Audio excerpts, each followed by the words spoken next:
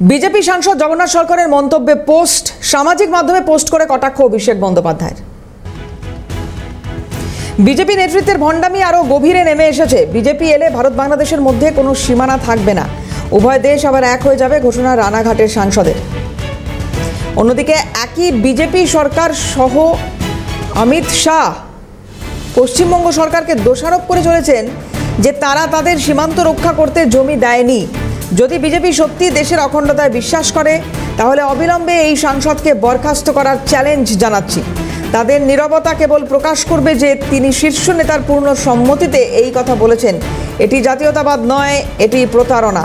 SIR এর নামে পশ্চিমবঙ্গের জনগণকে বোকা বানানো এবং অপমান করা বিজেপির ট্রেডমার্ক রাজনীতিতে পরিণত হয়েছে। ভণ্ডামি ও বিশ্বাসঘাতকতার একটা বিপজ্জনক মিশ্রণ। তাদের নিজের কথাগুলো দেখুন এবং সিদ্ধান্ত নিন বাংলাকে কে বোকা বানাচ্ছে।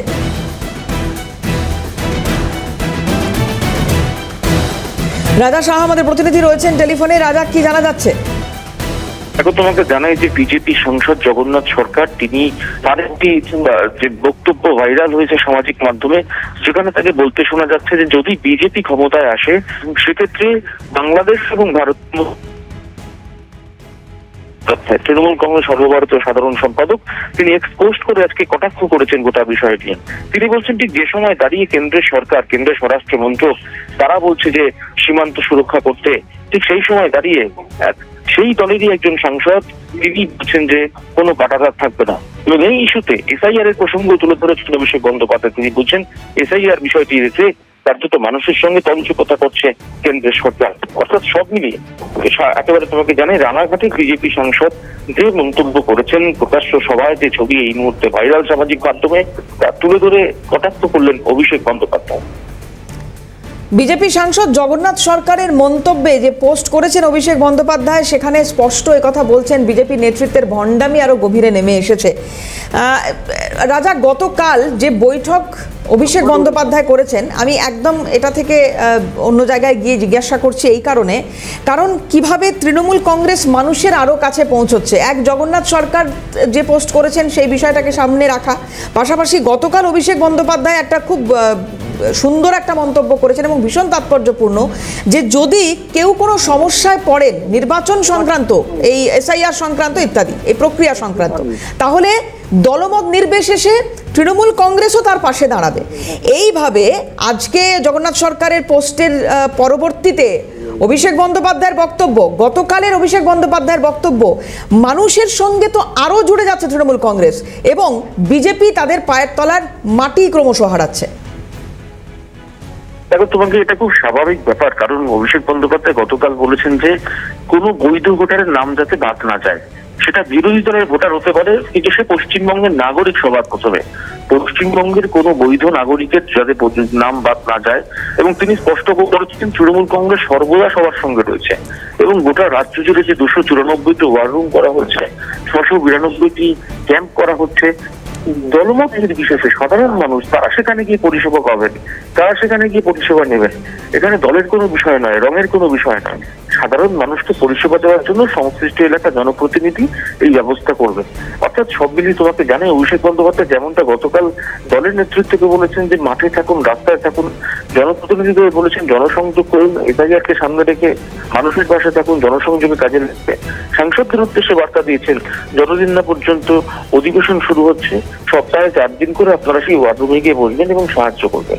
অর্থাৎ সব মিলিয়ে তোমাকে জানাই এসআইআর ইস্যুকে সামনে রেখে পশ্চিমবঙ্গের নাগরিক তাদের প্রত্যেকের পাশে তৃণমূল কংগ্রেস রয়েছে, এই বার্তাই অভিষেক বন্দ্যোপাধ্যায় গতকালকের যে বৈঠক, ভার্চুয়াল বৈঠক, সেই বৈঠকে দিয়েছেন। অনেক ধন্যবাদ রাজা। কথা বলছিলাম, রাজা সাহা ছিলেন টেলিফোনে। কি বলেছিলেন জগন্নাথ সরকার দেখুন।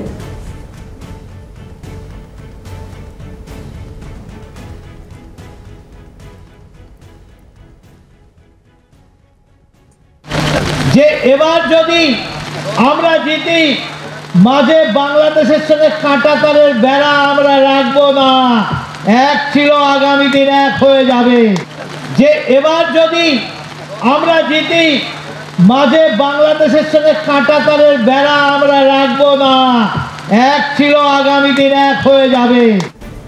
পরবর্তী ক্ষেত্রে কি বললেন জগন্নাথ সরকার সাফাই হিসেবে দেখুন। একটা প্রবাদ আছে যে কৃষ্ণ কেমন জার্মন যেমন, তৃণমূল যেমন চায় তারা ভাবছে কাটা তার বেড়া দিলে আমরা ওপারে গিয়ে লুটে পুটে খাবো, আর কেউ কেউ ভাবছে একই রকম ভাবনা যে সিপিএম তারা ভাবছে, তাই তো এই দ্বন্দ্ব লেগে গেল। এইভাবে আসলে আমার বলার বিষয়, আগে তো কাঁটাতারের বেড়া ছিল না। ভারতীয় জনতা পার্টি হিন্দু মুসলিমের রাজনীতি করে না, ভারতীয় জনতা পার্টি উন্নয়নের রাজনীতি করে, সবকা সাথ সবকা বিকাশের কথা বলে। আর যারা সাম্প্রদায়িক সুরসুরি দিয়ে মুসলিম ভোট নেওয়ার জন্য বৃহত্তর বাংলাদেশের স্লোগান দেয়, তারা এটা কাঁটাতার তুলে দিয়ে বাংলাদেশ বানাতে চাইছে। যে তৃণমূলের তরফ থেকে কি প্রতিক্রিয়া এসছে এই ঘটনার পর দেখুন। জগন্নাথ সরকার মানসিক সুস্থতা কামনা করছি, কারণ মাঝে মাঝে উনি যখনই এরকম কথা মাইক ধরেন এরকমই ভুলভাল বলেন। এর আগেও বলেছে নবদ্বীপকে বিশ্বের রাজধানী বানাবে, ঠিক আছে। তা উনি এই যে বলছেন যে বাংলাদেশ দখল হবে বিজেপি জিতলে, আর তৃণমূল জিততে ভারতবর্ষ দখল হয়ে যাবে, এ সম্পূর্ণ অযৌক্তিক, হাস্যকর।